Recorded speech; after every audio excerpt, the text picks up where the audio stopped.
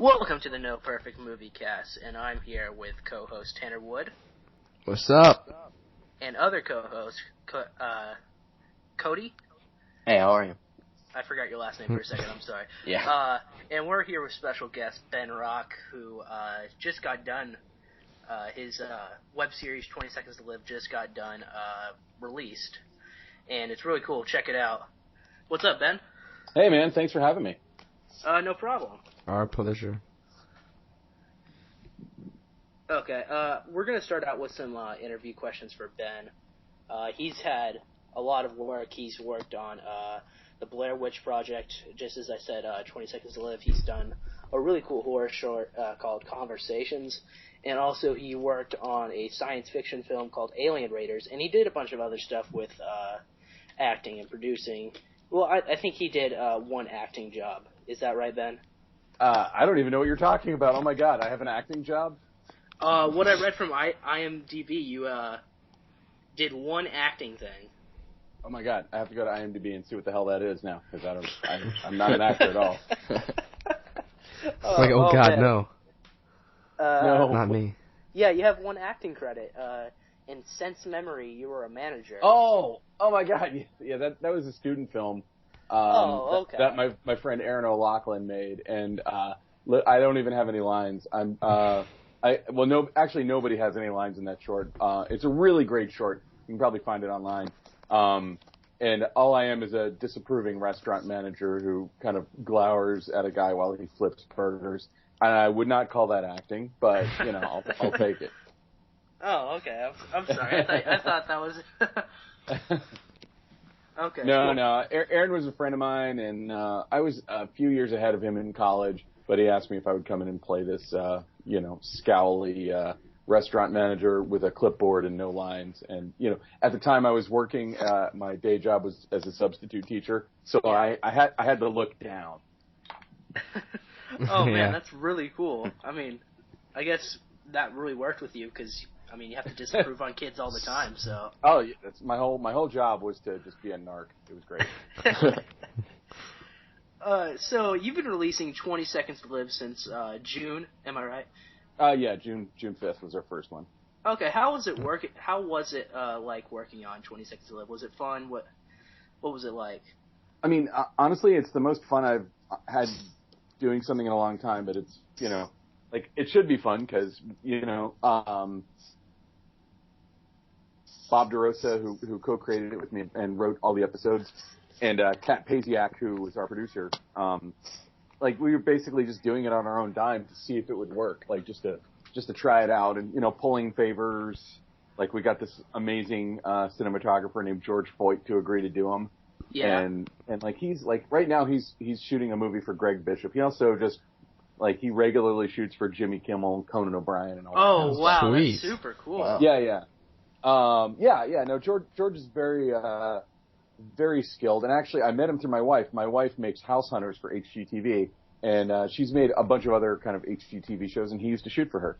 And and he's a phenomenal. He's shot some stuff for her as well, and he's just great and has exactly the right temperament. And when we started going down this path, I know it's kind of antithetical to a lot of web series. I feel like to succeed in web series, which I don't know that we're going to be, there's no way that we're going to compete with Smosh or or even somebody like Freddie Wong. Like, Freddie Wong does really great stuff, but it's going to be really hard for us to compete with it because they've just done it for so long, and they built an audience earlier on, but also Freddie Wong would make a video a week, and we decided early on that we're going to make we want the quality to be there. And, I mean, I think that there is, a tradition of web series like that, too, like Famous Rap Battles in History or Bad Lip Reading or Auto-Tune the News, whatever. They don't turn out a new one every day either. Yeah. But we just wanted to make something that we liked. And I'm not going to, name the stuff that I don't like, but, looking around a lot of the web series, I'd see that, stuff is badly acted, stuff is badly produced. The acting is bad, the writing is bad. And we wanted it, we're all, You wanted it top-notch, right? Well, yeah, and all of us are kind of in the film world, and we wanted to make something that was good on the terms that we like things to be in, So I mean, I'm not knocking people who are, a lot of them are making a great deal of money doing this kind of stuff. It's just like that's not what we weren't interested in making like something that a vlog that we churn out once a week or once a day or something like that. We kind of wanted to do something that was like a short run, but something that we could really put our name on. Yeah. Yeah. Yeah. And again, I'm not down on what people do. I think it's awesome that people are figuring out these things, but you guys are, I'm assuming, a good bit younger than me. And like when I see that PewDiePie is making $7 million filming himself playing video games, it really is a lot like me trying to explain why rap is awesome to my father. Like it just, like I look at it and I'm like, I don't get it. Like I'm glad somebody likes it. Anyway. Yeah. I mean, yeah. I used to like PewDiePie, but then I grew up, to be completely honest. I mean, I'm not going to get in trouble for dissing PewDiePie, but you might. So, I mean, you're not going to hurt him at all. So. Yeah, I mean, I'm going to be just fine. Look, I'm going to go to war against him. Like, if people are into that, I'm not saying that it's bad to be into that. I just, a friend of mine used to work at Maker Studios, and I remember having a chat with him at one point. I had been hired to run camera on a Q&A for two YouTube stars who will remain anonymous. Yeah. And suffice it to say, like, they were both very articulate and smart and well thought out about what they had to say about everything that they were doing. And so I went home and watched their stuff, and I'm like, this is garbage, like just garbage.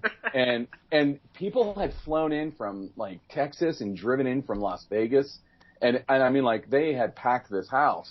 Oh, wow. These two guys talk about this, and I was like, man, maybe their work is great. So I called my friend who worked at Maker, and I was like, is this the future of filmmaking? Because if it is, I think I need to learn how to sell insurance, because I'm just not interested in doing that. That's just not where my interest is. Yeah. And also, I sort of feel like to be that person, you've got to be young, and you have to kind of hit that audience that's excited about YouTube stuff. And again, like I'm not saying that we're probably going to put all of these on YouTube, but it just like you can't really compete with that. You especially can't compete with that when you're not like in that cohort. And I also believe that you can't fake it. I can't pretend to like be in a subculture that I personally don't even understand. Yeah. Yeah. And it's probably a lot hard to compete when these guys are. I mean, what's his name? Fred or whatever. He's made like 3 movies. Smosh has a movie coming out next year, I believe, or this year. I think there's like a Smosh movie coming out this weekend. Oh, yeah. I wow. saw the trailer. Yeah. And it's directed by Alex Winter, who was Bill in Bill and Ted's Excellent Adventure. Oh yeah, I read that because I was writing a review on the Bill and Ted franchise, and I was looking at his IMDb page, and I was like, where did this guy go? Oh, he's directing the Smosh movie. Yeah, he's been directing for a long time, but I was like, I watched the trailer for it, and again, it's like, it's just not for me. It's not aimed at me. It's not for me. It's not for me to even really have an opinion about it. It would be pointless for me to have an opinion about it. I'm not the audience. Yeah. Yeah. I mean, people get popular from the strangest things nowadays. Like, there's people who have millions of subscribers who just videotape themselves watching other things. Yeah. Yeah. It's insane. There was this Kickstarter. I mean, this really doesn't have too much to do with what you were talking about, but it's kind of funny. This guy on Kickstarter made a campaign to make a sandwich, and he asked for like $100. He got $40,000 in like a day. And I just think I can't do that. I mean, it just hurts my brain. Well, that was really. I mean, like that guy was like almost just. Are we allowed to curse on here? Yeah, that's completely fine. I mean, like I sort of feel like that guy was just fucking around with the idea of crowdfunding. Like he was trying to piss off people who are into crowdfunding or who are doing that kind of thing. And I mean, I thought that was funny. The one that this one didn't go as viral, but I thought it was hilarious. Some guy did a crowdfunding campaign. Tyrannosaurus Rex sculpture with Christopher Walken's head, and he raised the money, and he built this stupid dinosaur, and it was like, it's pretty awesome, when you think about that stuff. Yeah. But the guy who did the sandwich thing, like I almost feel like he was tapping into a sort of hatred of crowdfunding, which I don't personally share. Like a lot of people got angry, like when a lot of people in the industry got angry when Zach Braff raised whatever $2 million to make his film. Yeah. And it's like, I don't like Zach Braff. I did not like Garden State. I'm not a fan of Zach Braff. I have nothing against Zach Braff. I don't know Zach Braff. But I'm like, hey, look, here's a guy who has an audience, who figured out an end run around the fucking gatekeepers. You know, the people who would finance it, wouldn't finance it, so he got his another way. And he did it by going straight to his own audience. And, you know, the same thing for the people who did the Veronica Mars movie, and the same thing for LeVar Burton and Reading Rainbow, which actually hopefully does some good in the world. Yeah. And, you know, on and on. And there was a Kickstarter campaign recently for Orson Welles made a movie in like 1974 that never got finished called The Other Side of the Wind. And Frank Marshall, Steven Spielberg's producer, Frank Marshall and Peter Bogdanovich were trying to raise $2 million. And I don't think they've been successful, but I think that, and I want to see this movie as a fan of Orson Welles. Yeah. And yet I look at it and I'm like, why don't you guys, if you're just trying to raise $2 million, well, there were like 4 people and they were all at that level. Why don't you just each put in, like, you guys could each kick in $500,000 and it wouldn't ruin your day. And just Mom, call her, please, hurry. Marshall produced the new Jurassic Hurry, World Mom, movie. I gotta do this. That guy, he could probably just drop $2 million and forget about it. I mean, $2 million is like losing a penny to us, probably to those guys. I think probably when you get to that level, I hope to one day know, but I feel like, you know, $2 million is still $2 million. But if it's that important to you and you really believe in this, you know, the reason to do a crowdfunding thing, and I think that this is consistent with all of those, and this is something that we as kind of to loop back to 20 Seconds to Live, as we consider, do we do crowdfunding if we're to do a season 2 or whatever? It's like, it's more, as Ivan Asquith, who is somebody who's run a lot of successful crowdfunding campaigns. He did like the Super Troopers sequel and stuff like that. Yeah. I know Ivan, and he said it was something to the effect of, you know, you need to focus more on the crowd than the funding. Like, the crowd is the important part. The funding is kind of, you know, it's an artifact of having the crowd. And so, you know, I don't know if we have a crowd. So, but anyway, yeah, I mean, like, I feel like there's a lot of people who feel threatened in this town. I think it's awesome. I mean, Freddie Wong, actually, even to get back to the web series, when he did the campaign for Video Game High School, I think he was looking for $125,000 to do the first season, and he got, like, I want to say twice that in the first day. Oh, wow. Yeah, you know, the thing is that, like, he really knows his audience, and he's making a thing he believes in, and that's, you know, the big part, I think. Yeah. Good discussion there. Anyway, I can run my stinking yap forever. So no, no, this is awesome. Yeah, I love listening to people talk about the industry. Like, I love the Kevin Smith podcast as well. Whenever he talks, because I mean, he's funny and also he's insightful, and you're insightful and also funny as well. There are many different shorts in 20 Seconds to Live, but what was your favorite short? It's really hard for me to choose favorites, but I would say the one that is probably the most me. It's probably a tie between episode 1 and episode 2. So Anniversary or Astaroth. And Anniversary to me is like, I mean, we shot Anniversary second, but we had 5 of them done before we launched the series. Oh, nice. And well, I'll explain how that all happened in a second. But we could have done anyone except Evil Doll or Ransom. Those were shot after the series launched. Yeah. But we chose to launch with Anniversary because, to me, that kind of was the breadth of what the show could be, you know, all in one piece. And it goes so dark. It goes darker it goes dark, and then it goes even darker. Yeah. And it goes like comically dark. Like, it's so dark that I've shown it to people who are squeamish and not horror fans, and they think it's funny because it's so cartoonishly disgusting at the end. Yeah. And, that's me. I'm not a big horror guy, but it was so cartoony. I dug it. I dug the whole series. Oh, cool. Thank you. I love it. I've been. I actually forgot that you shot the last. I watched all 6 of them, and then I forgot you shot the last one, and I just watched the last one like a couple minutes ago because. Oh wait, yeah, I forgot. He released it Friday. And I mean, I love the series because thank you. These dark twists are so. You don't see them coming. I mean, after a couple of the first twists, I started trying to guess, and it's kind of impossible. I mean, it's really funny, and I like it. Well, that's the hope. You know, and even like, the first one we ever shot was Climax. And I love Climax. Climax is my favorite. Oh wow, thank you so much.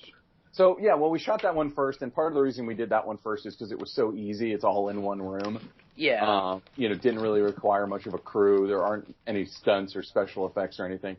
And just 2 actors, and we were able to do that. I think we probably shot it in about 6 hours. It wasn't a horribly long shoot. Yeah. But like even with Climax, like there isn't really like you could guess in the first 15 seconds who's going to die. It's not like we didn't want to. We realized early on that there is kind of a game aspect to watching these and trying to figure out who's going to die or what's going to happen. But we can't go down an M. Night Shyamalan rabbit hole of trying to out-twist ourselves every time, because if we do that, then I feel like we're setting like an impossible standard for ourselves. Like we can only do something that could not possibly be comprehended, and the audience will be pissed off if they figure it out. So, yeah, by like second season, you're dropping like nuclear bombs and stuff, and something that doesn't need to happen. Yeah. But yeah, I love Climax. That's a good idea, and I'm gonna, someone's getting moved next week. Anyway, yeah, just do that. That would be awesome. I can just do that with a really bright light and some stock footage. Anyway, sorry, didn't mean to cough in your ears. Oh no, it's completely fine. You've done both true horror with Conversations and horror comedy with 20 Seconds to Live. What would you say your favorite genre is to work with? Horror comedy or like straight horror? Good God, that's hard to say. I think that comedy belongs. There should be a sense of comedy in any horror piece, and when I look at the horror movies that I love the most, they have kind of necessary laughs. And when I was making my feature, Alien Raiders, there was a line that I wanted to cut out, and my editor convinced me to leave it in. The editor's name was Augie Hess. Convinced me to leave it in. And it was a laugh line. I don't know if you've seen Alien Raiders, but it's I didn't have a chance to watch it, but I really want to watch it. Okay. I'm excited to. Well, hit me up. I might have it on a Vimeo thing with a password I can just give you, and you can. Oh, cool! Thank you, man. Yeah. There's a line that I didn't think was funny enough to stay in there. I shouldn't say it like that. It just it was just a weird line, and it was an easy lift. Yeah. And Augie, and the line is, "It's the cosmic dildo fucking you in the ass." And my writer was super proud of that line, and we actually kind of had fought over it. And he convinced me to leave it in. And his reasoning was it was a super tense scene, and the audience needed a break. Like, you can only kind of hold that fever pitch. And when I think of like the horror movies that I love, like Silence of the Lambs is full of humor. And there are movies like Reanimator, which is obviously like a horror comedy. Like it's got horror, it's got comedy. Or Evil Dead 2, or any of the Sam Raimi, Army of Dark, any of that kind of stuff. But even like The Thing, which to me The Thing is, one of my all-time favorite movies, and it is very much, in my opinion, kind of a straight horror movie.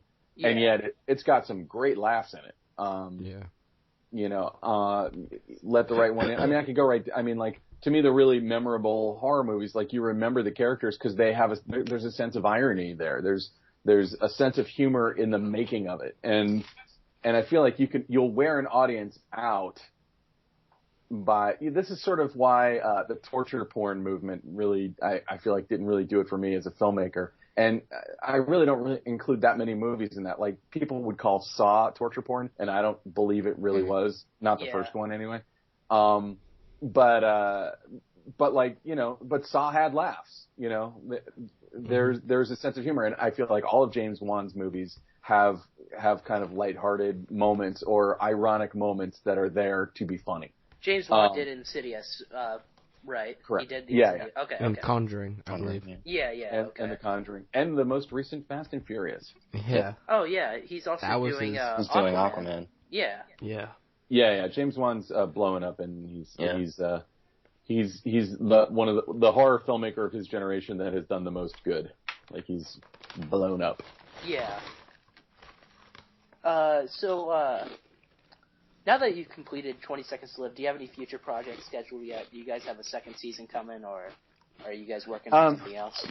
We're talking about a second season. I actually had a lunch meeting with Bob DeRosa, the guy who I co-created it with. We met on Friday, and I mean, cool. it's been just kind of a race to the finish to get all of these done and up. I mean, like I said, we were done with 5 of them. So we had made Anniversary, Astaroth, Climax, Clear, and I'm blanking on the other one, Heartless. How could I forget?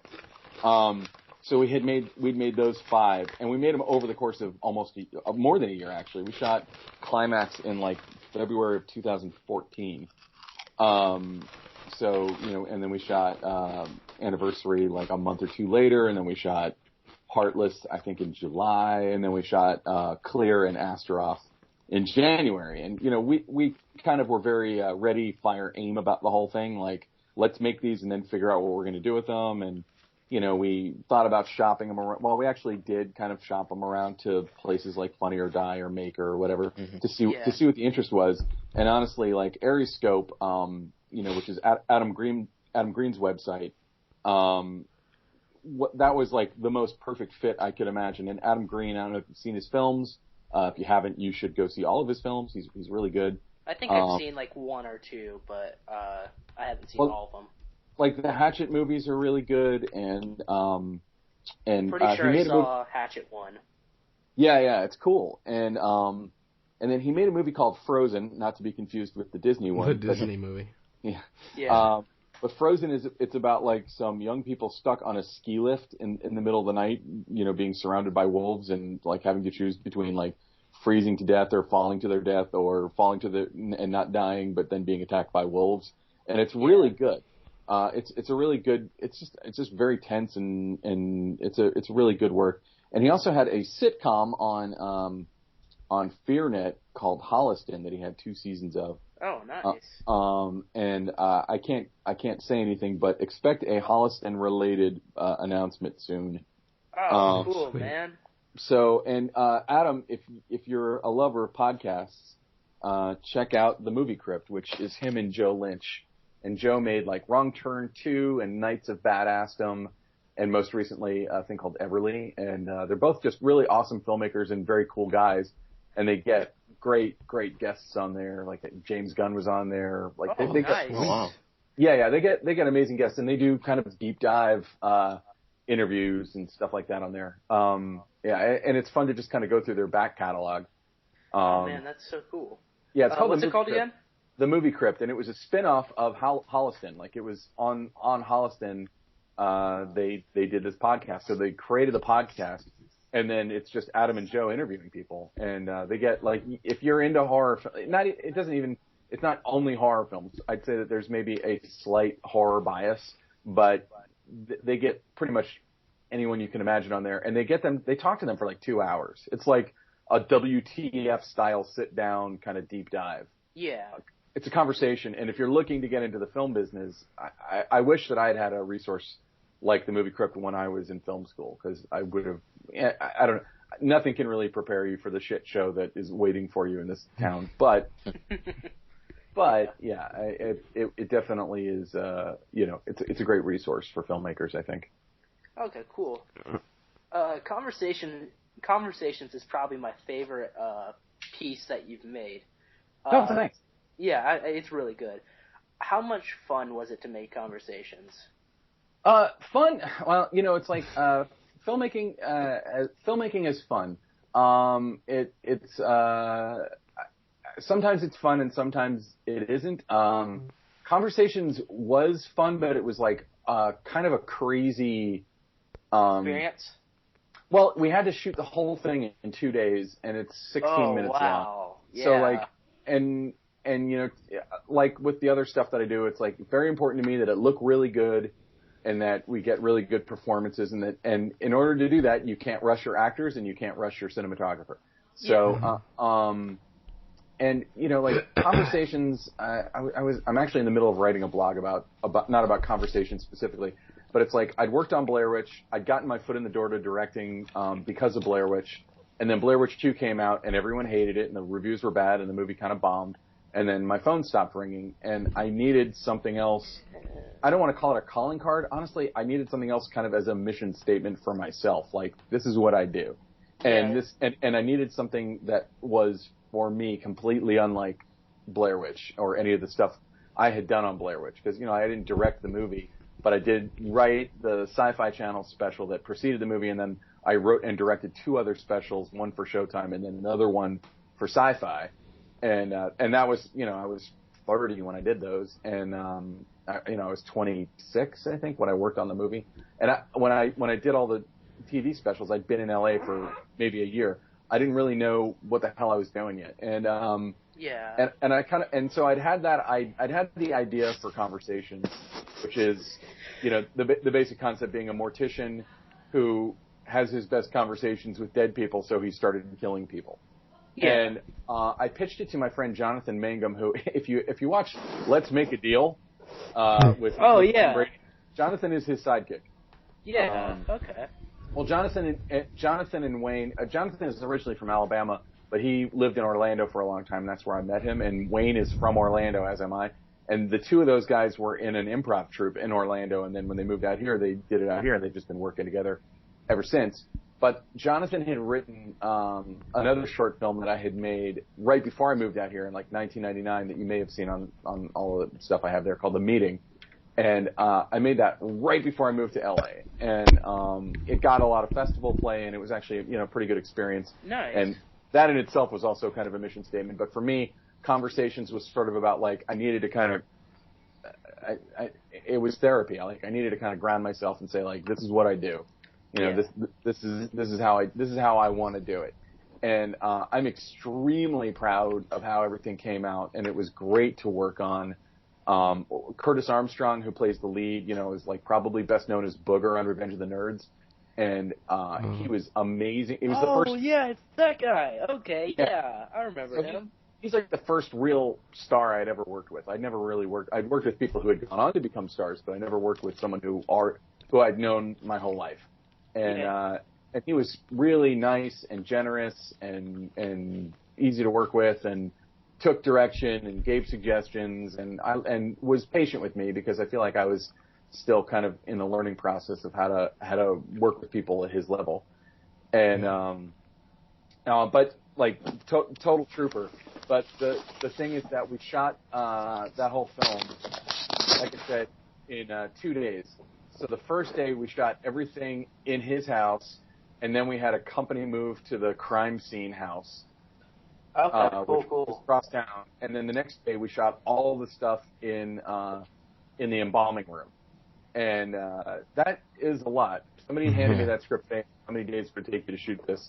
I'd probably push for 4. And, can we do it in 2? Well, we did it in 2. Yeah. It's surprised how well it came out with the short amount of time that you had to direct it. I mean, it's really good for, not even just for 2 days, it's really good just for being what it is. I mean, 2 days, that's amazing how it came out. No, thank you. I really appreciate that. I think that my lot in life is to never have enough time. Like, when you see Alien Raiders, it's a feature, and I was a hired gun, sort of. I made it my own as much as I could. But it had to be shot in 15 days. Oh, and wow. That was non-negotiable. And so, and when you break it down, it's like you're shooting, like I remember the last day of the shoot, we were shooting 11 pages. So I'm like, we're shooting basically like 1/9 of the film today, that's a lot. And it was an hour and a half, right? Yeah, it's 85 minutes with credits, that's sort of how they can get away with it. It's like, well, between opening and closing credits, it's probably about 5 minutes. So it's 80 minutes of stuff. But, like, we were required as part of our deliverables to deliver an 85-minute film. I mean, we could have gone longer, but it had to be a minimum of 85 minutes. And this was a feature, right? This was a feature film. Yeah, it's a feature. It was made for a company called Raw Feed. And so, man, that's cool.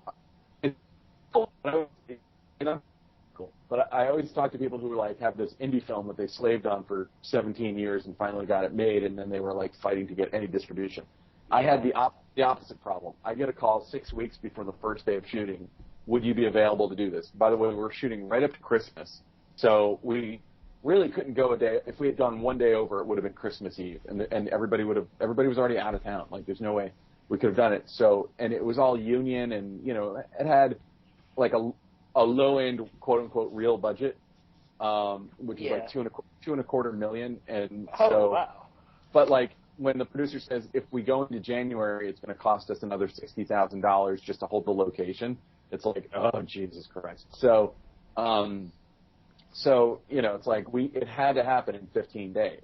Yeah. And $2.25 million doesn't go nearly as far as I thought, or you probably would imagine it could go. And it's not like, like we weren't, eating lobster thermidor for lunch every day, or, it was not a leisurely shoot. It was like, put on your running shoes, and I didn't have a second unit. If I was doing it again today, I'd have a second unit. I would have fought for a second unit. Dan Myrick, who was one of the two directors of Blair Witch, who was the executive producer on it, which is how I got the job in the first place. Dan came out and did like some inserts for me. I'd say like a little bit of a second unit for like a day. But now that I've been around a little bit longer, like I actually directed second unit for Toby Wilkins on a show for Crackle called Chosen about a year ago. Yeah. And after that experience, I'm like, oh, I get what second unit is good for, and I would never do anything like that without a second unit again, because, I think that there's a weird belief that you're giving up creative control, and you're not. As second unit director, I was allowed to do what I wanted after I already did what Toby wanted. So, like his ideas got priority, and then if I had more time, I'd do my own, and he could use whatever he wanted, and so some of my ideas got in and some of them didn't, and whatever. There are shots in Alien Raiders, like there's a shot where a guy gets blown out of frame by a shotgun, which was a stunt that took us like 4 hours to set up because the actor wasn't a stuntman. So our stunt coordinator was doing this ratchet gag, like a ratchet is like, imagine like a really fast winch pulling an actor sideways out of the shot, which is very dangerous. You could screw his back up. There's all kinds of, and it could really hurt him. Even a professional stuntman, like it's a hard thing to ask. And and our stunt coordinator's name was Matt Anderson, was really good, but it's like you have to like set the ratchet up and then do it at like 5% and then 10% and then slowly work the guy up so that he's ready for it when it hits him at full speed. And if I had that to do it, to me that is a shot that has second unit written all over it. Like, let somebody else spend half their day doing that. Let me get through all the dialogue scenes. Let me get through all the really, through the stuff that you need. So anyway, end of soapbox. But anyway, this is all the answer was. Conversation's fun to make. It was a crazy amount of shooting. All the actors were cool. The crew kicked ass. It was the first time I'd ever worked digitally. Like, we made that in 2003. And if you were to have made that movie 2 years earlier, there wouldn't have been a viable way to do it without shooting on film. And I had shot on film my whole life, and up until that point. And when I had seen that camera that we used, the Panasonic SDX 900, at the National Association of Broadcasters convention, and I thought the quality of it was just amazing. And by today's standards, I don't think it is going to knock anybody's socks off because it was standard def. But like your Canon T5i runs circles around that camera. But this is 2002, 2003, I think. Yeah. And so we were kind of playing with digital in a way that I'd never done it before, and kind of seeing what made it tick.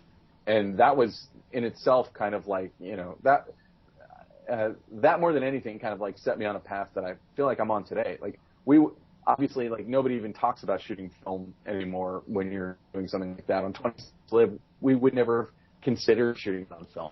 Yeah. We just wouldn't have done it. If I would have had that idea 15 years ago, it would have been, well, we can shoot it on some shitty mini-DV camera, or we could shoot it on 16 millimeter. Well, if we do it on shitty mini-DV, it looks like ass. If we shoot it on 16 millimeter or 35 millimeter, it's going to cost like, $2,000 per episode. Like, lose, like, Yeah. Yeah.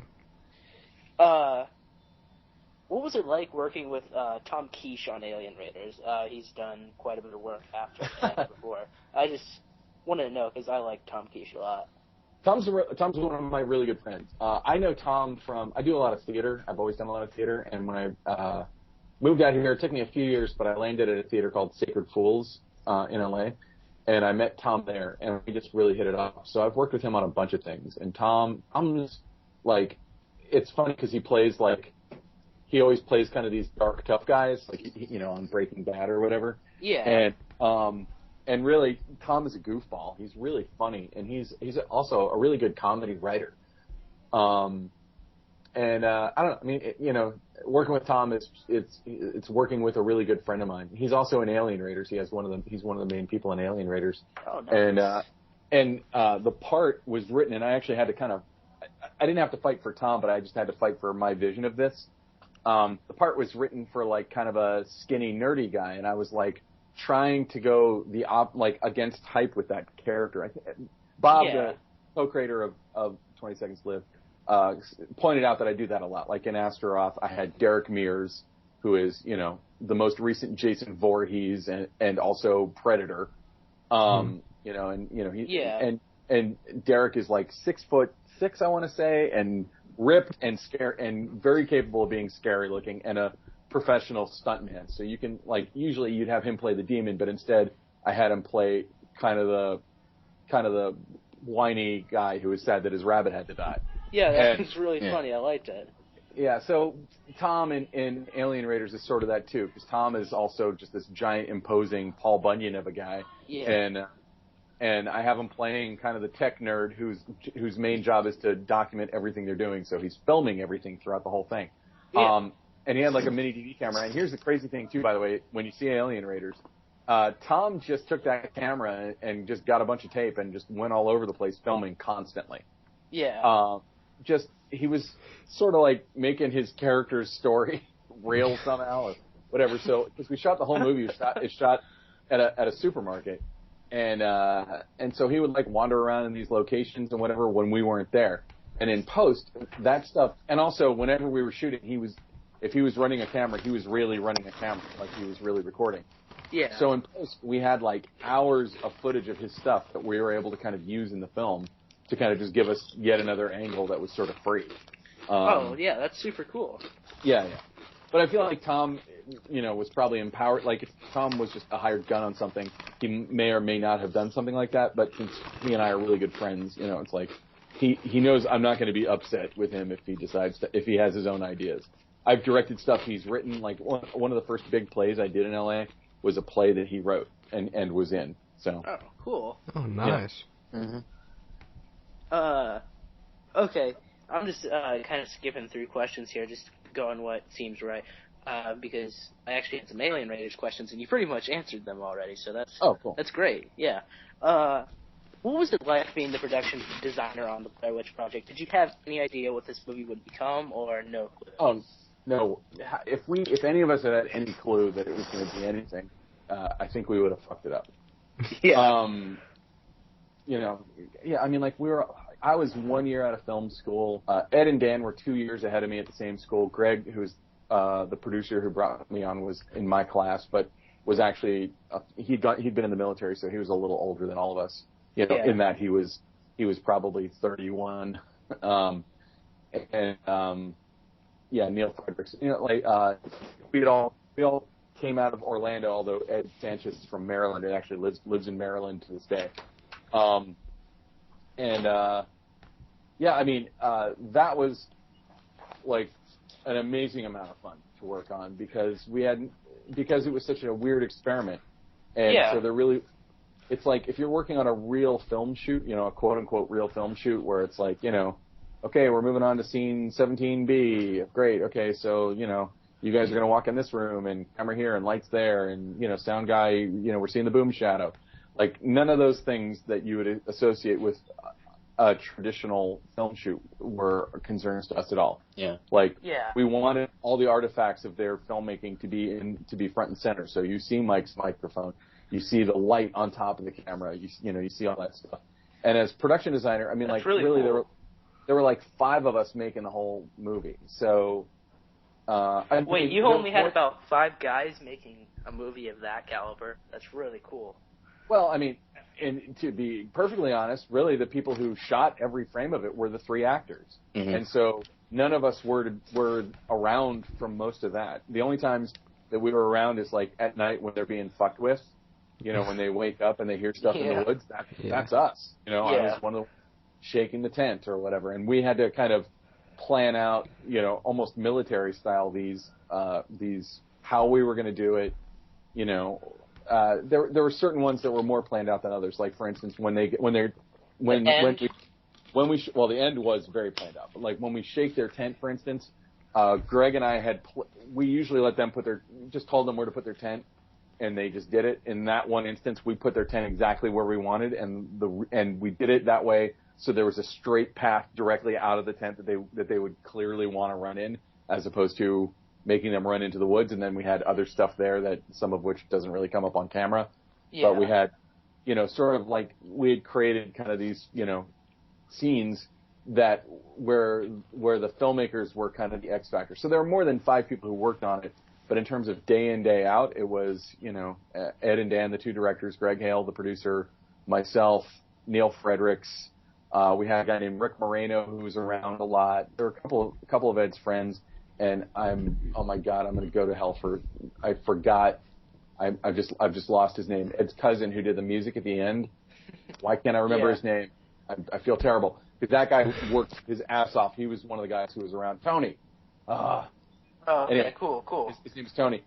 He was around a lot and was like doing a lot of behind the scenes stuff. And also Dan's then girlfriend, now wife, and also the writer of Alien Raiders, Julia Fair, came out and worked with us. But also like Ed's wife and her sister also worked a lot. And probably the weirdest one was the woman who plays Mary Brown. Her name was Patty, and she was my production assistant. Oh, cool. And clearly schizophrenic, like clearly crazy, like not joking around, actually nuts. And, yes, and I mean, like, she was super weird to be around. Like, I had to go pick her up to bring her out to the house. Like, I probably spent most of my prep time getting the house at the end ready, and I had to pick her up to go out to the house, and it was just going to be me and her all day at this shitty broken down house in the middle of the woods, and I didn't know her. I'm like driving to the trailer park. That in the movie, that trailer is her trailer, and we didn't do anything to it. That is what her trailer was. And my gosh. Oh my gosh. And so I'm driving up and I see her in like I want to say like spandex leggings or something. Like she was dressed really weird, and I had this thought of like I should just keep driving. She doesn't know what's up.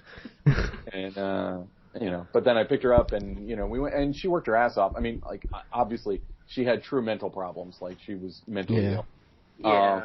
Which is sad. But after I kind of got to know her, I had said to Ed and Dan, like, you should consider her for Mary Brown because I don't think she'll need to act. Yeah. That's really cool, man. I have, so many great stories. One more question for you. Because I've pretty much just skipped around this list and I'm not sure what else is left besides this. What's the project that you're most proud of? Good Lord. I don't really know that I can. It's hard. It's so hard to say because they're all different, and I feel like I don't really have. I wish I had an answer for you, because it's fine. I sort of feel like everything you do, if you're able to complete it to your own standards, whatever those are, it makes you proud. But like they're like signposts along the road. Like like if I look at my senior thesis film from college, which was called Meeting Mr. Subian, like it's not at the level that my standards are at today.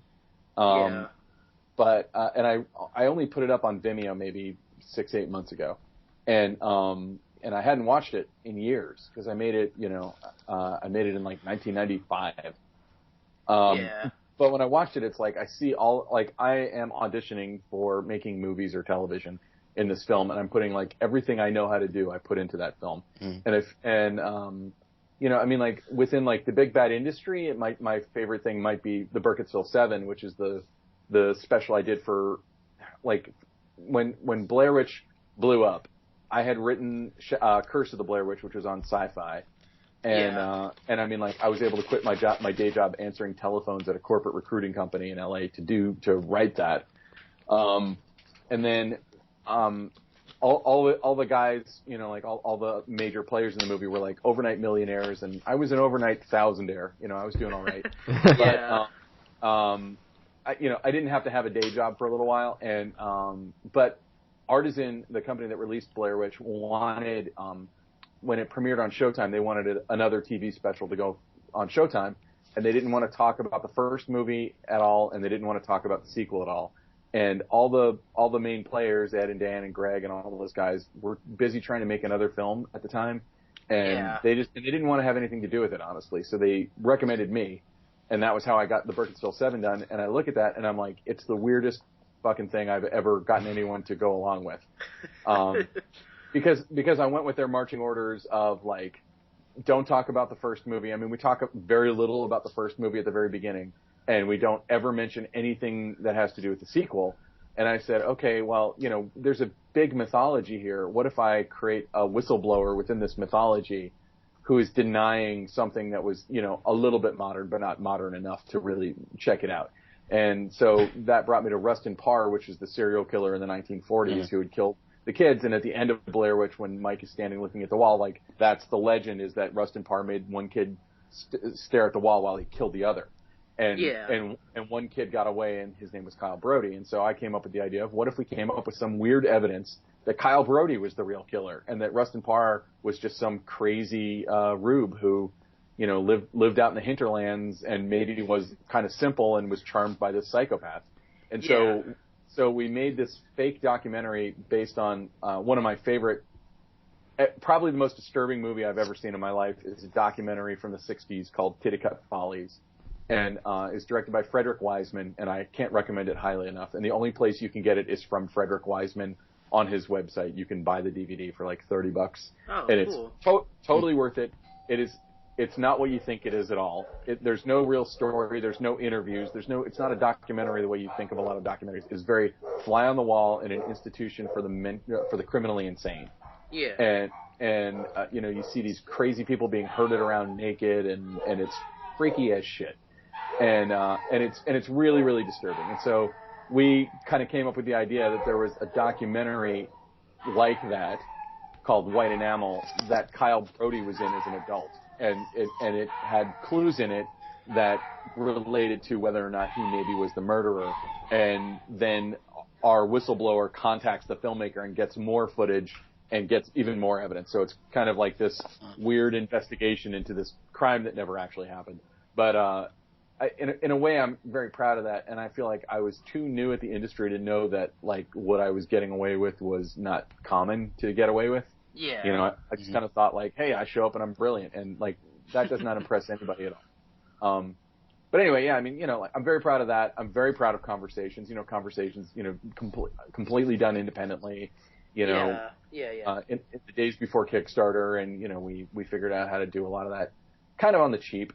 And honestly, like I was talking to Bob about this, I'm super proud of 20 Seconds to Live, in a very different way. I mean, I think it's a little bit, it's not, deep. It's not going to change your life. It's just a concept that I think is a lot of fun, and it allows us to bring in, like, every actor who you've seen in it is a personal friend of mine. That's really cool. Right on. They're all people I know, most of them through theater. In Clear, Sandra and Laura, who are the two paramedics, are both amazing stunt people, and actually Sandra is a phenomenal fight coordinator, fight director. And we brought in another stunt coordinator we know named Mike Mahaffey to kind of coordinate the stunts that are in that. And I mean, it was anyway. I sort of feel like 5-10 years from now, I'll look back at 20 Seconds to Live, and kind of it's like seeing where I am, what I'm interested in. I have another short that's maybe more in the conversations realm that I'm kicking around the idea of doing, but it would be very expensive and involves lots of people with multiple amputations. So I'm not sure how would we do it? We could do it with visual effects, sort of like Furiosa in the Mad Max movie. Yeah. We could do it that way, or a few people have been like, there are really amazing amputee actors out there, people who've had accidents or whatever, and be worth looking into that. But like the story hinges on several people with multiple amputations. Oh wow, that's super cool. I hope it gets okayed. I really want to see that. It's not going to get okayed. It's going to be like, okay, the okaying is me saying I'm going to dedicate the next year of my life to making this short film that when you make a short film, you're sort of, you do it with the understanding that you're not going to make 20 cents off of it probably. You might, my wife directed a short that called Right that went to Sundance. And, nice. and it's excellent. It's a fucking beautiful film. And what's your wife's name again? Her name is Alicia. Well, she just recently had her name. We've been married for 10 years, but she just took my last name like this year. But on IMDb, she's Alicia Conway, and she's mostly done House Hunters kind of stuff, and she's also worked on a bunch of my stuff, and she's a phenomenal producer. But she made this short in 2008. It went to Sundance, and it's called Right. I could probably send you a link to it. Okay, and, thank you, man. That's cool. And it's gorgeous, and and it was one of those things where it's like I'm saying, I feel like it was like a mission statement for her. It's like like she'd been doing this work that it's good work and pays well and everything like that, but she wanted to make something that was like from her, and this short was that, and it's it's really good. It must be really cool to be married to someone in the film industry as well. Yeah, yes, it is. It definitely is. We understand where each other are coming from, and we also, I feel like, have this tacit understanding that our house is also kind of a soundstage. Like Astaroth, that's my house. Yeah. And Right, when I send you the link to Right, that's our house. We've shot here so many times. And it's kind of, it's not just like a profession or a calling or a craft. It's kind of a lifestyle choice. Like you're kind of saying like, okay, like I'm gonna do this forever. Yeah, and it's like I know like the second I book a plane ticket for a vacation that I'm gonna get a call that somebody needs me to do a job on that day. Yeah. It's kind of a freelancer's life. Now, I mean, Alicia doesn't really work freelance. She's what we call permalance, where she's working for the same company and she's technically a freelancer, but she's been there. What company does she work for? What company does she work for? She works for a company called Pytown, and they make a lot of stuff for HGTV and stuff like that. But she's been there. She's been there for a long time, and the thing is that it's like it's always the weird balancing act of like keeping a roof over your head while simultaneously ever squeezing out enough time to go work on a project that means something to you. And for me, a lot of times that's a theater project, which unfortunately I can't really share with you. But but theater is often kind of like, I mean, I could. You would just have to invent time travel and come to LA where I did it. No, I can't wait to see it whenever it comes out. Yeah. Well, I'm saying like doing theater projects, like they open, they close, and I don't actually. Some people like to videotape their stuff. Actors Equity, which is the actors union, actually prohibits filming of shows. Some people will still kind of sneak around and do it anyway. Mm-hmm. My feeling is like, if I want to make a movie, I want to make a movie that's designed to be seen that way. And theater, when you film theater, it just never looks right because it's not staged or lit or created for the camera. It's created to be seen by an audience in a room. Yeah. So to me, it's like the photographs of the shows that I've worked on are pretty much the artifact that I'll have. And that's okay too. It would be neat to go back and re-experience them, but you just can't. Yeah, that's cool. Yeah. I mean, that's pretty much all I have for the interview. Okay. If you want to head out, that's fine. But I also sent you those questions if you'd like to stay and talk about. Oh yeah. I mean, I have a few more minutes. I have to be somewhere probably in about an hour. Okay. Let me find the first question. We can cut out this little part right here. All right. How about? Dude, I have the questions. Yeah, I know. I'm just trying to find something that you guys want to do. The top 5 space films, real quick. Yeah, sure. Yeah, we can just go down the list if you want. Yeah, let's go down the list. Let's go down. Tanner, you want to give countdown? Best top 5 space films? Yeah. I mean, no, like 3, 2, 1, so we know where to cut. All right, 3, 2, 1. Sorry about that, guys. We were deciding what we wanted to talk about next. Ben Rock didn't leave. He's still here, which is very cool. We're going to be talking about the top 5 space films. And, Ben, I know you don't know how this works at all. So we go 5, 5, 5, 5. So it'll go, I'll say my 5, Tanner will say his 5, and Cody will say his number 5, and then you'll say your number 5, and then we'll do that 5, 4, 3, 2, 1. And okay, so I'm going to just name one at a time, or I'm going to name 5 at a time? We're going to one. name one at a time, and we're going to go kind of a round robin type of thing. We'll each go. Yeah. I'll go first. My number 5 is Total Recall, starring Arnold Schwarzenegger. Not sure who it's directed by, but I love this film so much. Arnold. Yeah, it's really good. I like it. Arnold does what he does best, and I mean, he's a great action star, and I love it. Yeah, one of the best action stars of all time. Yeah, I have to agree with that. Ben, would you like to go? Yeah, sure. I'll say 2001: A Space Odyssey by Stanley Kubrick. Yeah. Oh, nice. Yeah, that's also my number 5. If you ever have a chance to see it on the big screen, see it on the big screen, because I saw it on television my whole life, and then maybe 2 years ago, and this is maybe because I live in LA, shit like this happens.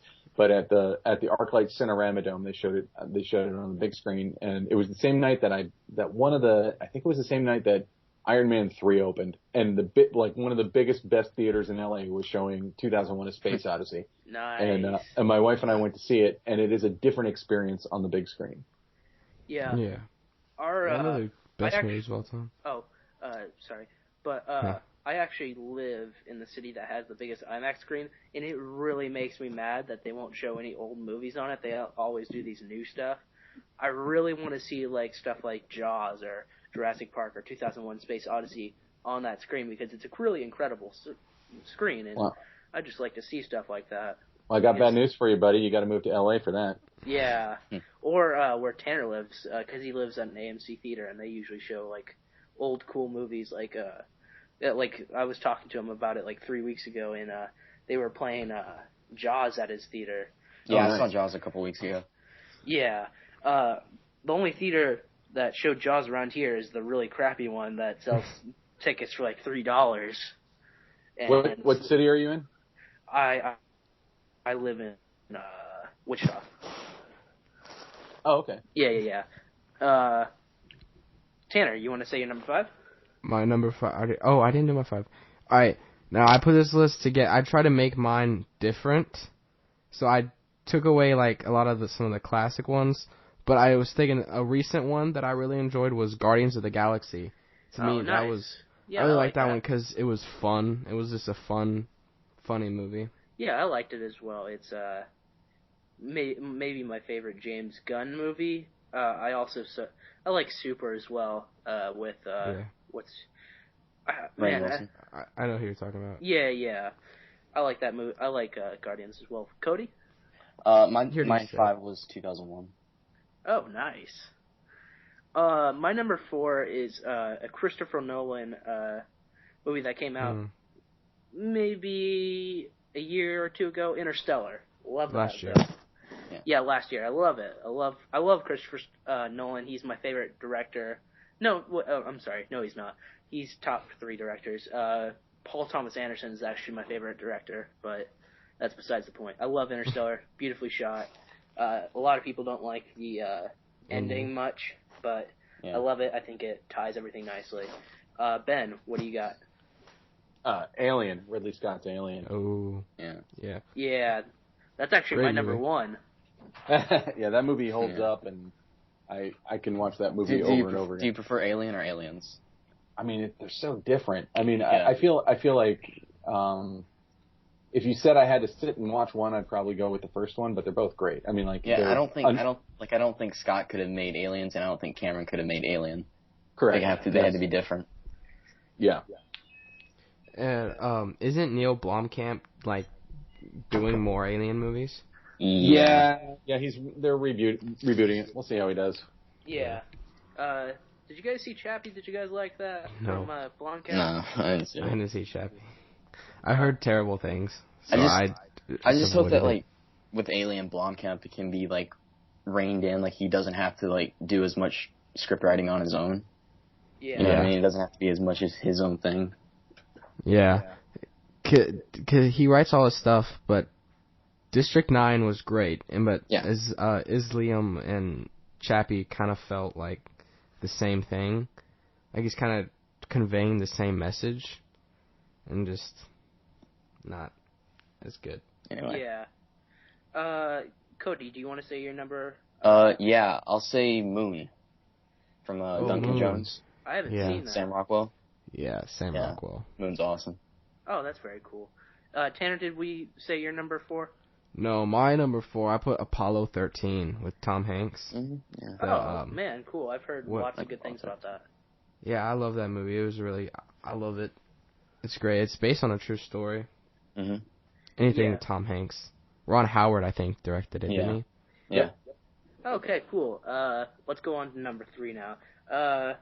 I actually had Star Trek 2009 down. J.J. Abrams? Yeah, from Abrams. But I kind of had, like, just a minute ago, I had some doubts about it, so I also put Gravity. Yeah, I love Gravity. It's not, I don't think logically it doesn't work as well as most films. I mean, let's be honest, Sandra Bullock may be the worst astronaut of all time, but I mean, I like it. It's pretty emotional. It was visually great. Yeah, visually it's awesome. But yeah, it's not much of a story, but true. Ben, what's your number 3? I'd go with Close Encounters of the Third Kind. Yeah. Oh, nice. Awesome. Steven Spielberg. Yeah. That movie is. Somebody once told me, and I think if you watch it with this in mind, it's an interesting way to look at it. Is that it's an allegory for getting into the film industry, sort of, where it's like all these people want to do it, but only so many people get as far as he does. Yeah. It's just I don't know.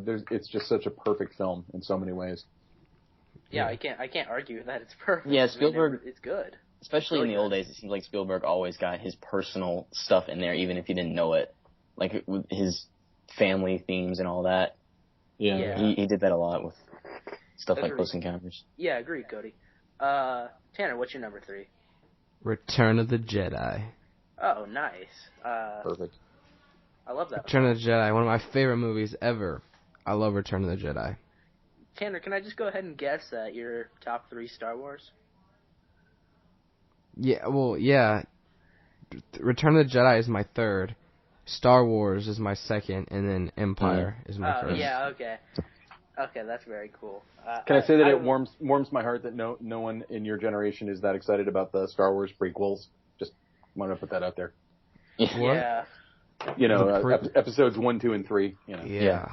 Yeah. Yeah. Yeah. we don't talk about the prequels.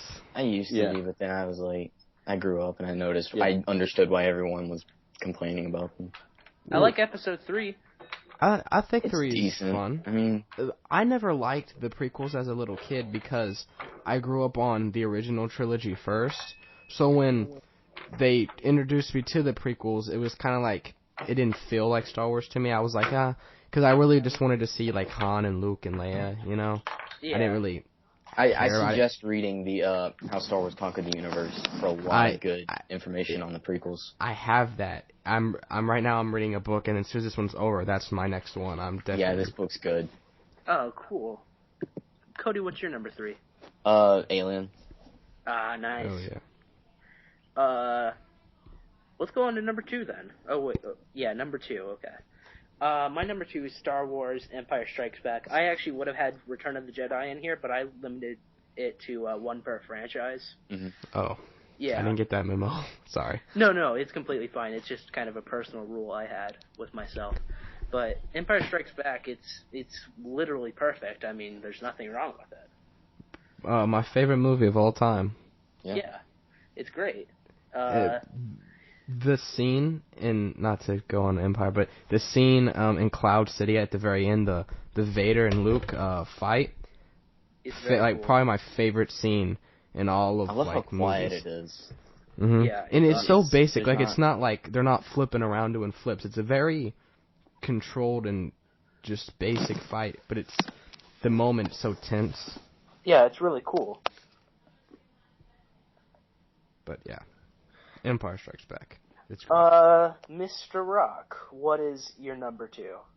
I'm gonna go with Star Trek II: The Wrath of Khan. Oh, nice. Yeah, that's a good one. Yeah, really good. You like J.J. Abrams' remake of it?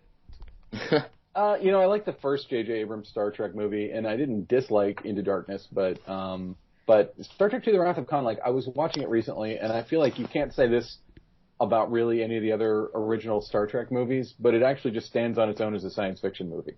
Yeah. And, obviously the effects are super dated by today's standards and, but I feel like you don't necessarily need to be a fan of the original TV series or anything like that to understand that movie. And, in everything about it shouldn't work. It's like, Ricardo Montalban and William Shatner are both like chronic overactors, but somehow it ends up just feeling deeply Shakespearean. It's really good. Okay. Yeah, cool. Tanner, what's your number 2? Alright, it was Star Wars. The New Hope. Yeah. Mm-hmm. I like it. I love it. I don't know what I'd grade it, but I really like it. I mean, I don't... Star Wars.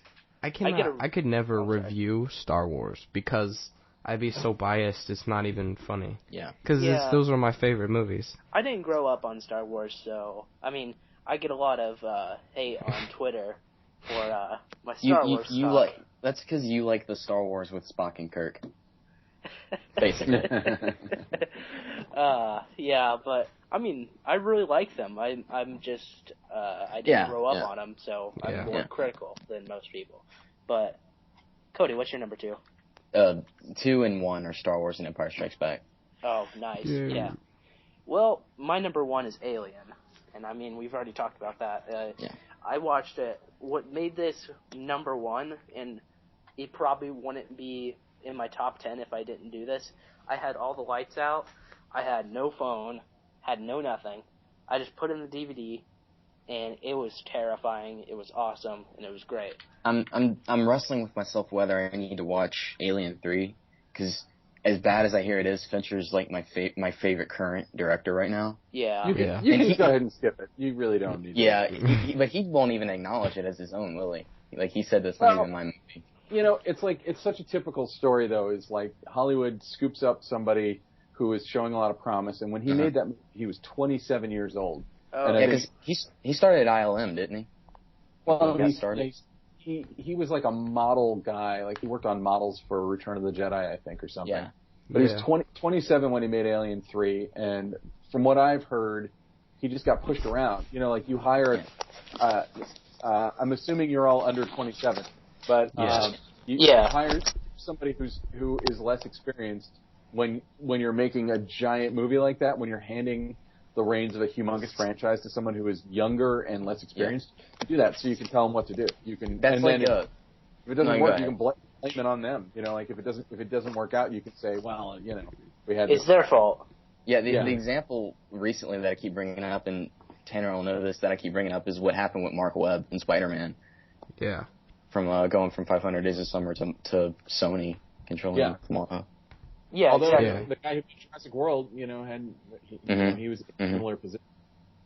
Yeah, Colin Trevorrow's gone on. Yeah, he's doing a lot of stuff. I think he's supposed to be directing the next Indiana Jones now. That was a rumor. That's talk, yeah. Oh, okay. He's nothing for sure yet. Yeah. Ben, what is your number 1? I'm going to go with Philip Kaufman's The Right Stuff, which is, kind of about the creation of the space program with like really young Ed Harris and all these guys. Oh, I've heard of that, yeah. I haven't seen that. I need to see that now. I mean, it's amazing. Well, yeah, and it's about like basically test pilots who are trying to become. It's the invention of being an astronaut. It's really it's maybe a little deliberately paced by today's standards, but it's really well done. And what's it called again? The Right Stuff. And okay, cool. Philip Kaufman directed it. He's, I think, a really underrated director. Yeah. Yeah. Tanner, what's your number 1? It's Empire Strikes Back. Oh, cool. And Cody, Cody, yours is Empire as well. Since we have Ben Rock on here, and he was the production designer of one of the best found footage movies, I have to ask, what's the best found footage movie?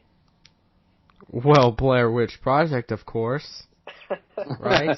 Well, I actually did write down Blair Witch Project because, honest to God, I went with 2 because I was torn. I said Blair Witch, and I also said Chronicle. Oh, dang. I actually did that too. I just watched Chronicle just last week for the first time. That ending is so depressing. That movie. I love Chronicle. It was very depressing, but it was a very good movie. It was very different. Chronicle. So Chronicle's awesome. Yeah, Chronicle's great. Let's move on to the next one. Best horror movie of all time. Since we do have a horror director here, I thought we should just ask this question because we've never asked it before. And let's go to Ben. Well, before you go to me, can I recommend a found footage movie that you maybe have seen, if you haven't seen? It's called Man Bites Dog. And nope, I haven't seen it. When we were working on Blair Witch, it was one of our inspirations. So Man Bites Dog is basically a documentary crew following a serial killer around in France. And it was in I want to say it came out in like 93, 94. Thereabouts. It's black and white, shot on film, and I don't want to tell you anything else.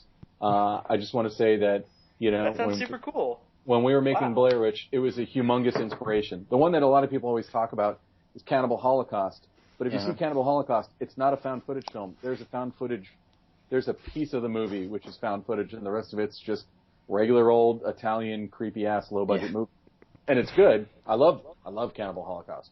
But it is not. I wouldn't call that a found footage movie, but I would call Man Bites Dog a found footage movie for sure. And it was a giant inspiration to us. Did they consider it like that? Because I hear people always talk about Blair Witch being the one that kind of jump started it all. Well, did they consider it? I feel like Blair Witch is the first time that somebody made a fake documentary of any form that got mainstream success. Well, people thought it was real. Oh yeah, people thought it was totally real. But that was also the internet promotion, I hear, huh? Yeah. Well, yeah, but I mean, the internet was not what the internet is at the time. Like, the internet was early days of the internet, and it was hard to find any information on it, and people's minds just started going. Yeah, I mean, it was like I sort of like whenever like a new social media platform like Vine or something comes out of nowhere, and you start messing around on it, and it's like a whole world opens, and you're like, oh wow, there are these people on Vine and this kind of thing and that kind of thing. Like, the whole internet was like that in 1999. Well, actually, we probably put the website up probably 98-ish. And so there wasn't very much on the internet at the time at all. And so to have a web page that has information about this, legitimate sounding legend that ends with something that seems like it could have really happened, maybe. Like, it was just very intriguing. And I feel like, I am not comparing us to Orson Welles, but I feel like you look at War of the Worlds, that was not even early days of radio, but I feel like with every new medium, someone's going to figure out a way to do something like this, I guess is really my only point. And, and so the internet, I think, was an integral part of it. But I also feel like if we were making the movie today for the first time, if the internet as it is now had existed then, we couldn't get away with any of that. If you look at what Paranormal Activity did to market it, like, there was never an aura around Paranormal Activity of, is it real? Everybody knew it was a movie the whole time. The audience was in on that. And whereas when Blair Witch came out, I would get in arguments with people who swore that it was real. And I'm like, look, I made up these characters. Like, this is like, I named Ellie Kedward. So I know that there wasn't really a legend of Ellie Kedward, because it's a name I made up. Yeah. That's really cool. So, yeah. I mean, but Man Bites, I mean, like, there have been mockumentaries for a long time. I remember when I was and mockumentary, I think, is a bad term because it makes it sound like it's a comedy, like it's Christopher Guest waiting for Guffman kind of thing. But like when I was in college, we saw a documentary called David Holzman's Diary that was from the late '60s, I want to say, and it was a fake documentary, and I was with it all the way to the end, and then the credits rolled, and I'm like, credits? What?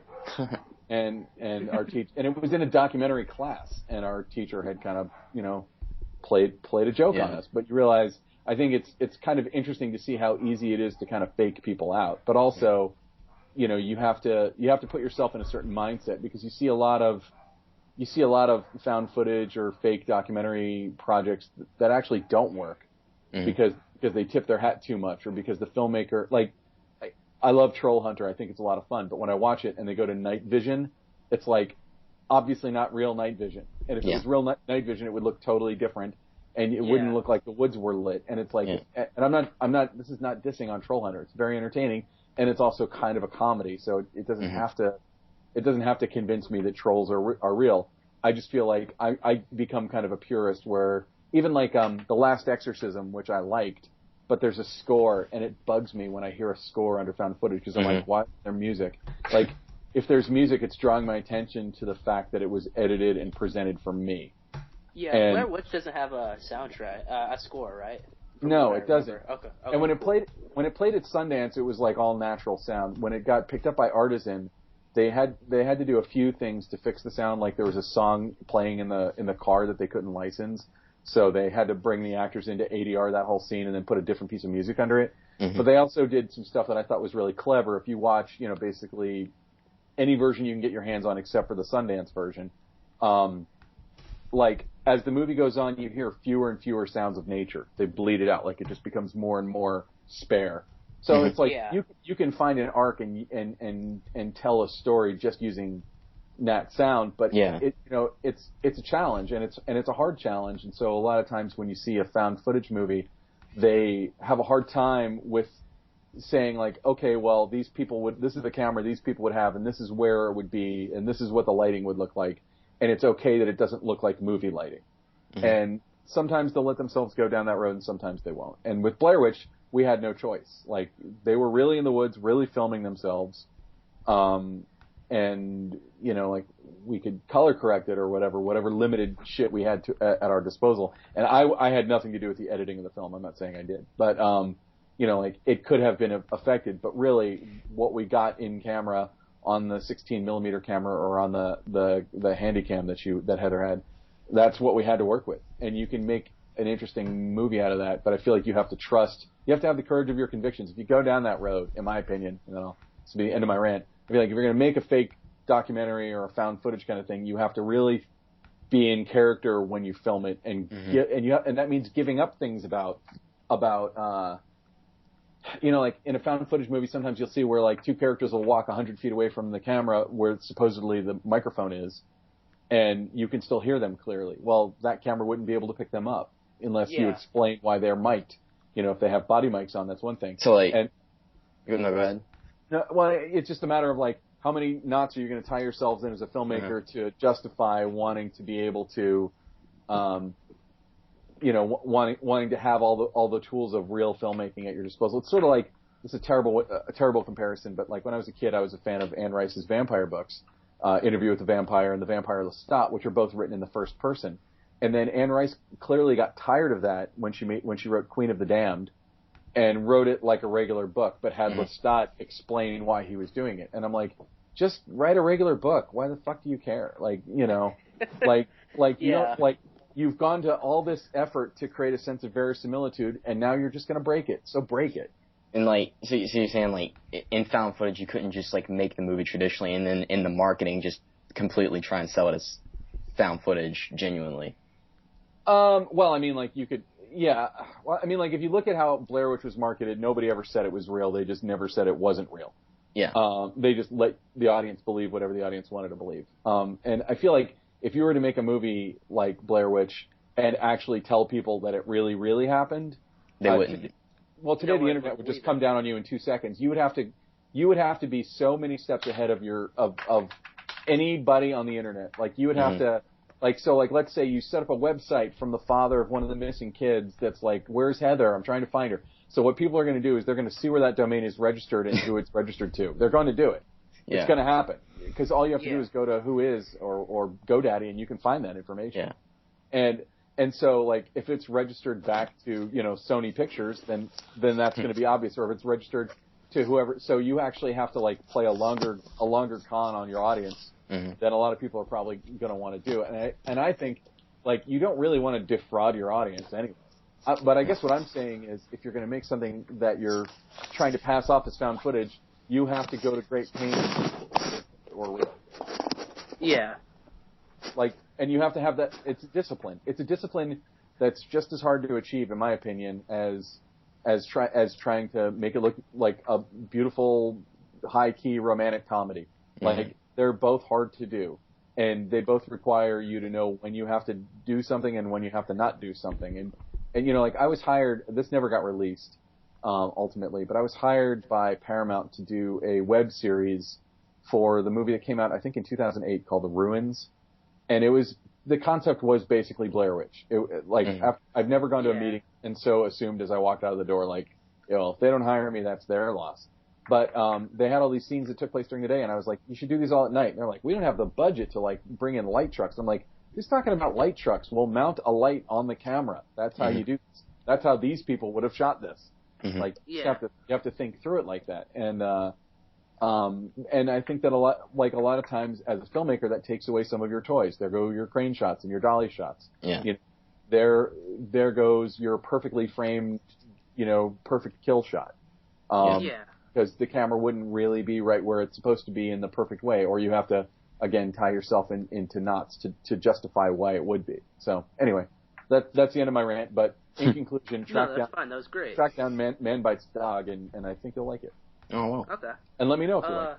We're going to do 2 more questions, because we know you have to get somewhere, as well as our sound guy has to get somewhere.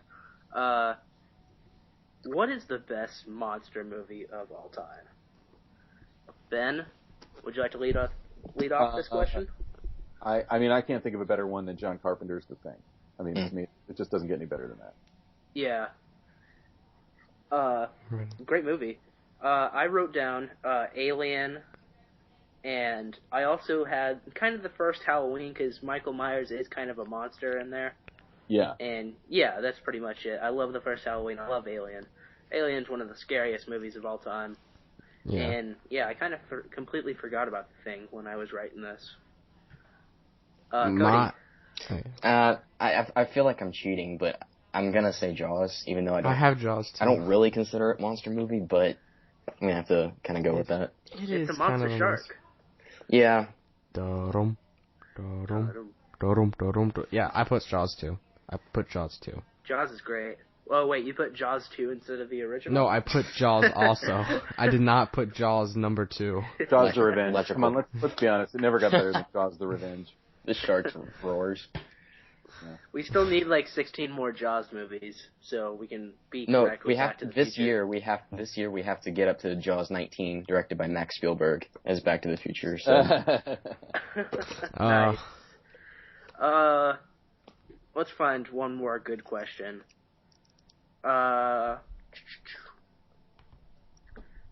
Okay, best horror movie of all time. Ben? And I mean, that is just such a... Man, I don't even know which direction. I mean, there's so many great ones. I would say maybe my favorite is probably still John Carpenter's The Thing, but I also might throw in there. There were like a bunch of... And maybe it's because I was a little kid at the time and I was seeing these things on cable for the first time and they were blowing my mind.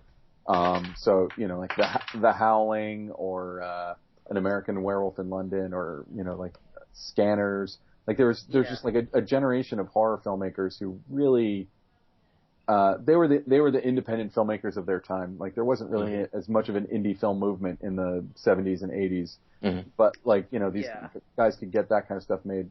But actually as even as I say that, I'm going to go with Night of the Living Dead. Oh yeah. Nice. Tanner, you want to go? I don't know. Can I say Jaws again? Yeah, I mean, really, it's a horror movie. It's great. I mean, it's not like your normal horror movie, but it's still kind of. Alien's another good one. Yeah. I love how Spielberg never really shows you the shark until later on. Because it was broken. Yeah, true. It's a horrible and he didn't have the budget. Spielberg's one of those directors that has gone into like every genre. Yeah, he went my mind's blanking. He did Indiana Jones, right? He's in drama, adventure. action, adventure. I hope when he does Ready Player One, he can do a sci-fi again like he was. Yeah. Maybe we can get him for Star Wars again. Let's get Spielberg for Star Wars. I don't think that's gonna happen. That won't happen. Spielberg doesn't really. If they were gonna get him, they would have got him for Jedi and whatever. All that went down with Lucas and the Directors Guild, I believe, they couldn't allow that. Also, I don't think he wants to get wrapped up in a franchise like Star Wars and not have another where he's got Star Wars? Jaws, 5 Jaws, and like 4 Jurassic Parks. I bet he doesn't want to get involved in stuff like that again. What Star Wars has been doing good is they've like they have a different director for each episode, so it's not like one director's tied down for 3 movies where he has. Very true. That's cool. I like it. Where he's not like Sam Raimi, where he has to do 3. Yeah. Cody? Oh, I think my favorite is probably The Shining. Yeah. Ooh, that's a good nice. one too. It just appeals. I think it appeals to me more than any horror because it's so. People talk about 2001 and how it sort of just befuddled them, I think. But The Shining is the one that always intrigued me the most, that I took the longest for me to really get into and understand. But it's so brilliant. It really, because Kubrick never did anything by, not accident, but never like arbitrarily. Like everything had a purpose. Yeah. So. No, that movie is a classic. Yeah. Yeah. I put down Alien again because it's in my top 10 films of all time. I've been trying to do a top 10 list every 6 months just so I can have that down and, you know. But Alien would be in my top 10 if I wrote one right now because it's such a great movie. It's terrifying. It's fantastic. It's Blomkamp. No, it's not Blomkamp. I'm sorry. I almost said Blomkamp. Blomkamp's the new one. Man, it's Scott. Yeah, it's Ridley Scott. I love Ridley Scott. Also, I'm excited for Martian. Blade Runner. I hope The Martian is a return to form. I hope he can make a movie. I really do hope as well. I think one last question, and then we're going to get out of here, because this one's kind of a shorter question. Who is the most terrifying character in cinema? Ben Ruck? Who is the most... So it's got to be like somebody with a character, like not... No, like, I wrote down Hannibal Lecter. Like... Yeah. Yeah. Terrifying in terms of, like, how he acts, or, like, how he looks? Acts. I'm going to go with Leatherface. Yeah. I'll go Jaws again. No, That's the thing, is like, when it's like, this is a character with a personality and agency and knows better, and, Lecter is a good example of that. By the way, do you guys watch the Hannibal TV show? I've been meaning to. No, but it got canceled, didn't it? It's so much better than it has any right to be. Really? It's making me wonder if Silence of the Lambs is my favorite thing that's ever been made out of that stuff. Yeah, it's a great show. You should. I mean, like, I love Silence of the Lambs is one of my favorite movies of all time. But do you consider it more thriller or horror? I get into this argument with people all the time. I think they call it a thriller because it won Best Picture. That is a horror movie. There's a guy skinning people and making a suit out of their skin. Yeah. Like, that movie operates on the principles of horror. Think about the big prison break when Lecter gets out by skinning Officer Pembrey's face and putting it over his own. Like, that is the stuff of horror. I think if it was a thriller, they wouldn't have had like the 3 meetings with Lecter to kind of break it, And I would say that the TV show is undeniably a horror show. It's like Dexter, but much smarter, and with like the surrealist. Did you like Dexter? I did it first, and then first 4 seasons are good. After the Trinity Killer, I kind of yeah. But I think it was because the showrunner left and they got new writers. Yeah. But how's Mads Mikkelsen in the role? And in that season, the woman who plays Trinity Killer's daughter, Courtney Ford, is in Alien Raiders. Now you. Oh, really? Oh, nice. Nice. I can't wait to see this, man. Is that pretty much it? Oh, wait, Tanner, who is your character? I don't know. Just because this movie is in the back of my mind, I'm going to say Heath Ledger's Joker was terrifying in The Dark Knight. Yeah. I didn't know what he was going to do. Yeah, he's really terrifying. I think that's pretty much it, all for questions. Did Cody answer? Unless you get... Oh, wait, Cody, did you answer? I'm sorry. Oh, I was going to say Hannibal, but since we kind of got that out of the way, I'm going to go with Michael Corleone, actually. He's my favorite movie character of all time. But I love with any character, Walter White, Michael Corleone, that descent is always probably the most fascinating kind of character arcs for me. So seeing him going from so innocent and quiet and heroic in the first movie into just this complete monster who barely says a word, it's just one of my favorite things to watch. Yeah. Hey, can I give an honorable mention to Kaiser Soze? Yeah. As we're leaving. I love The Usual Suspects. That's pretty much it. Unless you guys want to do one more topic, or I think we're good. Yeah. I need to get going, unfortunately. Yeah. Okay.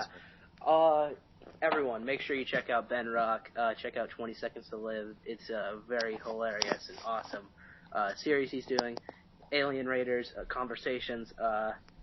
You got a couple more shorts off the top of my head. Hate or Date, something like that. Hate or Date. It was an instant film. It was a 48-hour film challenge. Yeah, he's got a lot of great stuff. Go check that out. Make sure you go check out noperfectmovie.wordpress.com. You can find me, Tanner, and Cody's writing and videos on there, as well as many other writers, and you can check out the podcast on there as well when it eventually gets up. Also, check out Tanner at Dr. Ghetto Batman, Cody at Captain Jugular. Hold on, let me find your Twitter real quick. Ben? I'm at Neptune Salad. Oh, yeah, at Neptune Salad. That's pretty much your username on everything. Except Instagram. Salad. Somebody else nabbed it on Instagram. I don't know who they are. Oh, nice. Somebody else has Neptune Salad? I don't know why. Maybe they're really excited about crab salad. I don't know. Is that an actual salad? Yeah, it is. Oh, nice.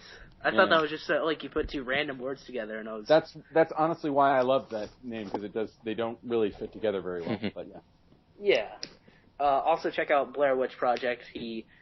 Oh wait, hold on. I want to talk about one last thing for a quick second. You designed the Stickman, right? The Stickman logo. Yeah, that's really cool. It's iconic. It's really nice.